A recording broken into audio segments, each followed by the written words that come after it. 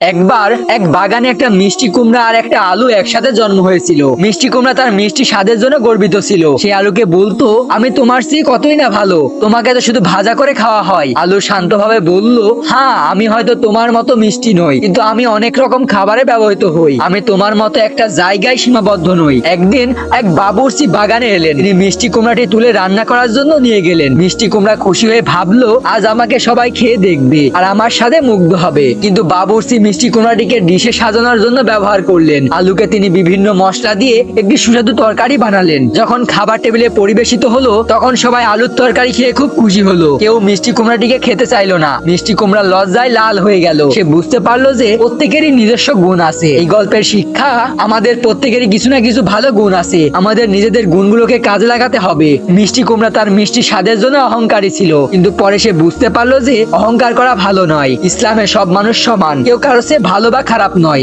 আমাদের সবাইকে একজন আরেকজনকে সম্মান করতে হবে। তাই আমাদের সবাইকে নিজেদের গুণগুলোকে কাজে লাগাতে হবে এবং অন্যদের গুণগুলোকে সম্মান করতে হবে।